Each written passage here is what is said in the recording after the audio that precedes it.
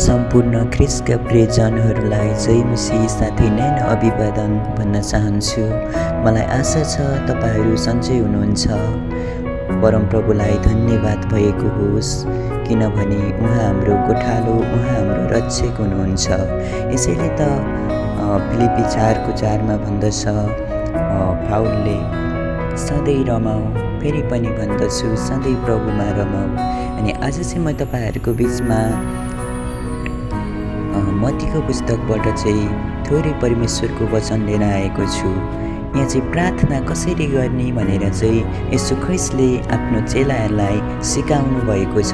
स्वयं येशू ख्रिस्टले चाहिँ आफ्ना चेलाहरूलाई चाहिँ यहाँनिर प्रार्थनाको बारेमा चाहिँ सिकाउनु भएको छ। हुन त प्रार्थना लामो समयसम्म पनि हुन्छ, छोटो पनि हुन्छ, तर अन्तर्विन्तीको प्रार्थना लामो हुन्छ भने कुनै प्रार्थनाहरू सिचुएसन अनुसार हामीले गर्नुपर्ने हुन्छ। तर यहाँ चाहिँ प्रभु येशू ख्रिस्टले चाहिँ तिमीहरू यस किसिमले प्रार्थना गर भनेर चाहिँ आफ्नो चाहिँ चेलाहरूलाई चाहिँ सिकाएको हामी यहाँनिर देख्दछौँ। मत्ती 6:9 म तपाईँहरूको बिचमा पढ्दछु। कति नयाँ विश्वासीहरूलाई चाहिँ कसरी प्रार्थना गर्ने भन्ने थाहा नहुन पनि सक्छ। अनि परमेश्वरले चाहिँ आफ्नै चेलाहरूलाई सिकाएको प्रार्थना जो चाहिँ हाम्रो लागि पनि हो।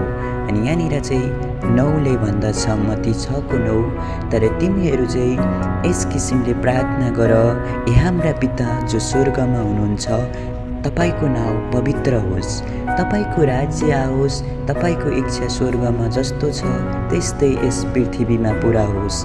हामीलाई आज हाम्रो दैनिक भोजन दिनुहोस्, हाम्रो अपराधहरू क्षमा गर्नुहोस् जसरी हामीले आफ्ना अपराधीहरूलाई क्षमा गरेका छौँ।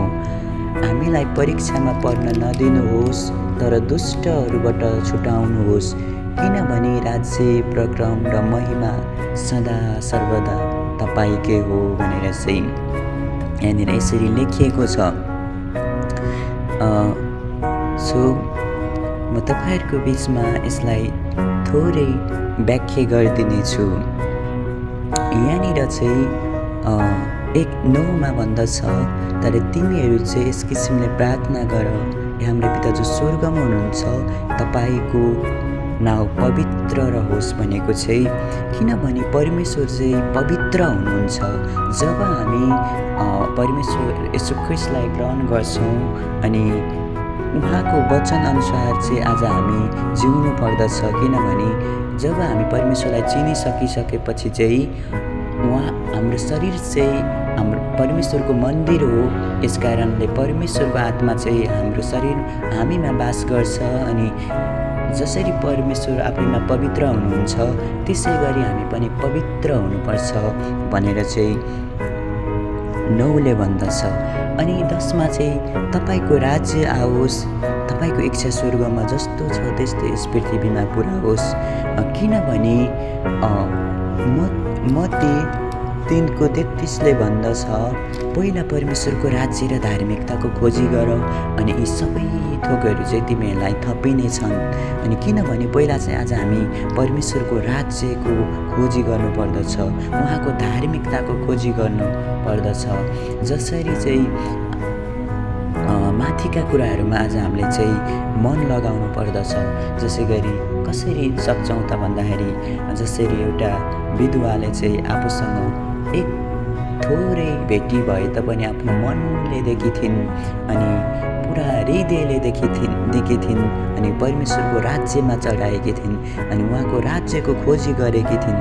अनि त्यसै गरी परमेश्वरको राज्यको चाहिँ खोजी गर्नुपर्दछ। अनि 11ले भन्दछ, हामीलाई आज हाम्रो दैनिक भोजन दिनुहोस्। हो, आज हामी परिश्रम गर्दछौँ, आज हामी हाम्रो कामको लागि, हाम्रो जब बिजनेस व्यापारको लागि पनि प्रार्थना गर्नुपर्दछ ताकि परमेश्वरले आज हामीलाई असल कामहरू चाहिँ जुटाउन सक्नुहोस् भनेर चाहिँ दिनुहुन्छ। आज हामी प्रार्थना गऱ्यौँ भने अनि आज हामी परमेश्वरमा विश्वास गऱ्यौँ भने चाहिँ परमेश्वरको वचनले भन्दछ, आकाशमा उड्ने चराचुरुङ्गीलाई हेर, तिनीहरू न कटनी गर्छन् न तिनीहरूको भकारी बन्छन्, र त म तिनीहरूलाई अगाउजी दिँदछु भने मैले त तिमीहरूलाई आफ्नो हातले बनाएको म तिमीहरूलाई दिन्छु भनेर चाहिँ परमेश्वरले प्रतिज्ञा गर्नुभएको छ। यसकारण आज हामीले प्रार्थना गर्नुपर्छ। आज हाम्रो काम, व्यापार, बिजनेसको लागि, जागिरको लागि पनि प्रार्थना गर्नुपर्छ। अनि 12ले भन्दछ हाम्रा अपराधहरू क्षमा गर्नुहोस् जसरी हामीले आफ्ना अपराधहरू क्षमा गरेका छौँ। अनि यो चाहिँ एकदमै डरलाग्दो कुरा छ है। साँच्चै अपराध भनेको चाहिँ एउटा पाप हो। पापको चाहिँ आज हामी एकअर्कामा चाहिँ अपराध चाहिँ क्षमा गर्नुपर्दछ है। जसरी यीशु ख्रीष्टलाई पनि आज हामीले थोक्दै गर्दा, पिट्दै गर्दा, क्रुसमा चढाउँदै गर्दाखेरि यीशु ख्रीष्टले के भन्नुभयो भने, ए पिता, यिनीहरूलाई क्षमा गरिदिनुहोस्, यिनीहरू के गर्दैछन्, यिनीहरू सो जान्दैनन् भनेर भन्नुभयो। त्यसै गरी आज हामीले एकअर्कामा चाहिँ क्षमा गर्नुपर्दछ है। किनभने पापले चाहिँ राज्य, एकअर्कामा चाहिँ हामी क्षमा गरेनौँ भने चाहिँ पापले चाहिँ राज्य गर्दछ, हाम्रो जीवनलाई नष्टै पार्दछ। अनि 13ले भन्दछ हामीलाई परीक्षामा पर्न नदिनुहोस् अनि दुष्टबाट बचाउनुहोस्। हो, जब हामी परमेश्वरमा आत्मिकी भएर अगाडि बढ्दछौँ तब हामीलाई परीक्षा आइपर्दछ। किनभने यीशु ख्रीष्ट पनि आफ्नो उपवासपछि चाहिँ परीक्षामा, शैतानद्वारा परीक्षामा चाहिँ त्यहाँ पर्नुभएको छ। अनि यीशु ख्रीष्टले चाहिँ शैतानलाई जित्नु भएको छ। शैतानले भनेको छ 40 दिनको उपवास बस्दाखेरि परीक्षामा यीशु ख्रीष्टलाई पार्दाखेरि, तपाईँ त परमेश्वरको पुत्र हुनुहुन्छ, यो ढुङ्गालाई रोटी भनेर आज्ञा दिनु अनि खानु न भनेको छ। अनि परमेश्वरले मजाले भन्नुभएको छ, मानिस रोटीले मात्र होइन तर परमेश्वरको मुखबाट निस्केको जीवित वचनले पनि जिउँदो रहन सक्दछ। लेखिएको छ, तैँले परमेश्वरको परीक्षा कहिले पनि नगर्नु, सधैँ उसको दण्डवत गर्नु भनेर चाहिँ परमेश्वरले, यीशु ख्रीष्टले चाहिँ शैतानलाई भन्नुभएको छ। अनि परीक्षाबाट विजय हुनुभएको छ।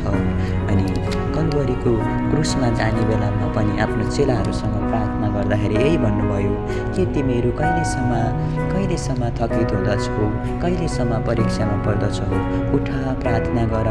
अनि आत्मा त तयार छ अनि शरीरलाई पनि तयार बनाऊ। म मरितुल्य भएको छु प्रार्थना गर्दा, उठ, तिमीहरू परीक्षामा नपर भनेर परमेश्वरले आफ्ना चेलाहरूलाई त्यहाँनिर भन्नुभएको छ। अनि आज हामीले चाहिँ यो यसरी प्रार्थना गर्न सक्छौँ, यी कुराहरूलाई दाबी गरेर। अनि परमेश्वरले हामीलाई सिकाउनु हुनेछ प्रार्थनामा। अनि उहाँ नै हाम्रो न्यायकर्ता, उहाँ नै हाम्रो सृष्टिकर्ता, उहाँ नै हाम्रो उद्धारकर्ता हुनुहुन्छ। अनि उहाँले नै आज हामीलाई सिकाउनु हुँदछ। किनभने लेखिएको छ 1 कोरिन्थी 2:9 आँखाले कहिले नदेखेको, कानले कहिले नसुनेको, मनमा कहिले नचिताएका कुराहरू चाहिँ परमेश्वरलाई प्रेम गर्नेहरूको निम्ति चाहिँ उहाँले साँचेर राख्नु भएको छ। अनि पावलले भन्दछन् हाम्रो नागरिकता स्वर्गमा छ। अनि यसै गरी आज हामी चाहिँ प्रभुमा भइसकेपछि ती कुराहरू पाउनको निम्ति चाहिँ प्रार्थनामा एकदमै अगाडि बढ्नुपर्दछ। अनि एकदमै छोटो होस्, लामो होस्, समयअनुसार, परिस्थितिअनुसार परमेश्वरमा हामी प्रार्थनामा चाहिँ अगाडि बढ्नुपर्दछ। प्रभुलाई धन्यवाद भएको होस्। यो वचनबाट तपाईँहरूलाई परमेश्वरले आशिष दिनुभएको होस् अनि मलाई पनि।